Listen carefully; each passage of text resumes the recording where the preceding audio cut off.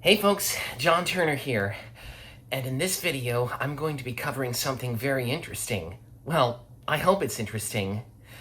I'm going to go see a movie, and not just any movie. It's called AVATAR AANG, The Last Airbender, and in case you're not familiar with it, AVATAR AANG, The Last Airbender is a spin-off, or rather a theatrical sequel to the famous television series of the same name. And as you can see, I have an Avatar t-shirt on. First of all, I absolutely love this show. I love this show. The characters are very delightful and interesting. The storyline is compelling, almost like reading an adventure novel. And the series has a lot of heart and soul to it. I have to admit that I am a little bit embarrassed that it took me so long to discover this series, but I did so in 2021, perhaps a little bit too late after the fact. But if it weren't for several friends of mine who were telling me about how wonderful this show is, and even those who showed me all the amazingly cool hybrid creatures that the show features, then I don't think I ever would have become a fan, but I have. Anyway, Avatar Aang: The Last Airbender is a bit controversial too, for several reasons. For one thing, this movie was supposed to be a theatrical release.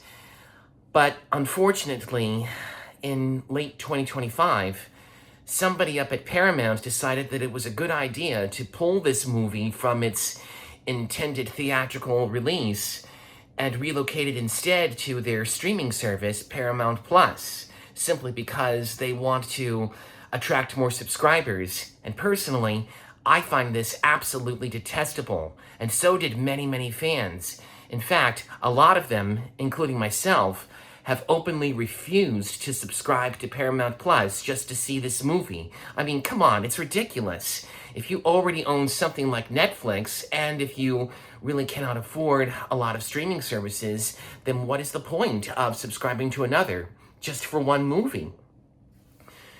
Luckily, or should I say grudgingly, the film is actually screening this week, starting today on July 24th, for a week only for Academy Award screenings, but at 2 theaters. Yes, 2 theaters.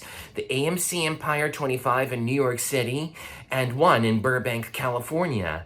And I personally think that this is a very frustrating way to deal with a movie that's been anticipated for so many years.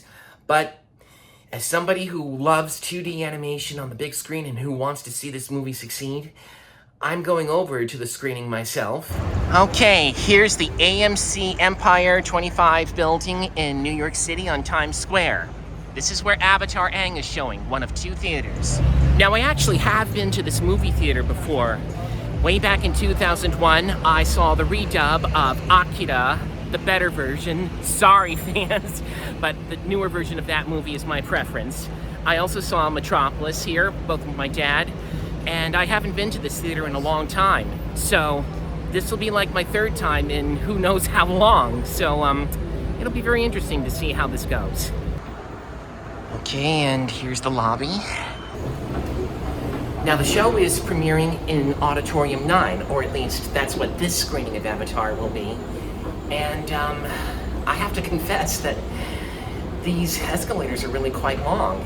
In many ways, it's bringing back memories of what it was when I went here a long time ago. So, they say nostalgia is pretty an interesting thing. Still another escalator, oh my gosh. Now I know I haven't been here in a while. And here's what it's like on the 2nd floor or 3rd floor. And one flight up is the auditorium where Avatar Aang will be showing, hopefully. Whoa, that's a long way up. Still another floor. Oh my gosh. Let's see, Theater 9 should be down right this way. Here we are, Auditorium 9. This is where Avatar Aang is showing. The whole auditorium was packed. There was a lot of people right there. It was almost sold out, and the audience reaction was phenomenal. They cheered, and they laughed, and they applauded at all the right moments. So I'd say that that's a really, really good sign. And anyway, I thought the movie was really, really well done. The animation is wonderful. It is fantastic.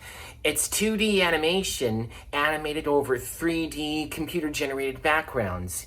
The closest thing in comparison to this kind of animation is in Disney's Tarzan, where they had the hand-drawn animation over the three-dimensional backgrounds. Well, this is pretty much an extension of that. And the characters from Avatar: The Last Airbender, they're pretty much the same characters that we all know and love, each with their quirks. Aang is his usual pacifistic self, Katara is as compassionate and fiercely protective as ever, and Sokka is hilariously funny, maybe a little too funny, but he gets a lot of the best moments. He steals his scenes, and Toph is her usual snarky self. Again, she gets a lot of really funny parts. Zuko, it's very refreshing to see him as on Aang's side in this one, and to be a genuine good guy instead of struggling with his inner demons. But I think the film's most compelling character is its villain. This character is called Togga, and he is an airbender like Aang, and like our hero, he was frozen in ice, and he witnessed his generation of airbenders being wiped out. But he's nowhere nearly as nice or heroic as Aang. In fact, he's the total opposite. Now, I'm not going to tell you much more about it because I don't want to give any spoilers.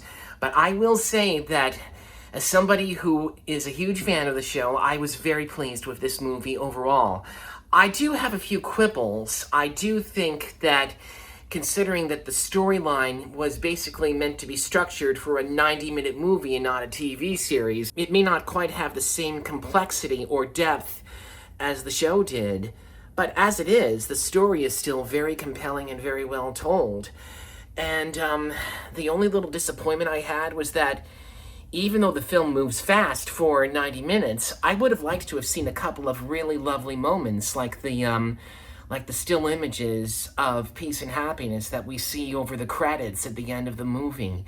A couple of sequences like that animated in the film would have been nice.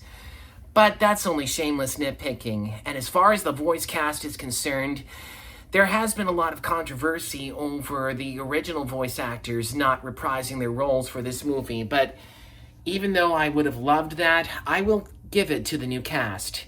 Eric Nam and Jessica Martin, everybody who establishes the Fabulous Five, all of them do excellent jobs of emulating the performances of their counterparts that we know so well, and they pretty much make them their own. In other words, they do a great job. Dave Bautista seemed to be a little bit too restrained, I thought, as the villain. I felt he could have afforded to go a little bit more all out in the finale. But again, that's just me. And overall, like I said, I had a really, really great time, and I personally think it makes zero sense for a movie which is a spin-off of a franchise as beloved as this is relegated to being a streaming-only movie and not a full-fledged theatrical release. Paramount really is missing out on a huge opportunity by just, dumping this on the streaming service and bringing it only to 2 theaters for just a 1-week screening. I mean, come on, this is Avatar: The Last Airbender. It's a pop culture phenomenon. A film like this deserves to have a longer lifeline.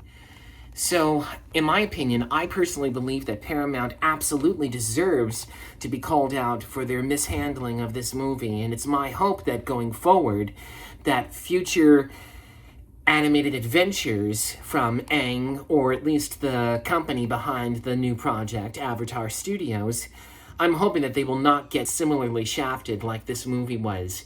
Because as I said, this is a really fun time. I don't know where it ranks in comparison to the show, but here's the thing. I've never seen the live-action movie by M. Night Shyamalan, or what's his name, but I did hear that it was really quite bad, so I guess I'm not missing out on much. And the Netflix live-action series, sorry, but I really have zero interest in that.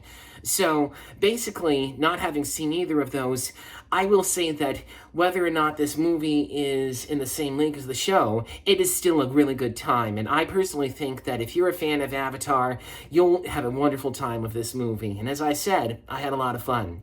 So if you ever get a chance to see this movie, I highly recommend it. Flameo. Okay, everybody, and thank you for watching, and I'll see you next time. Bye now.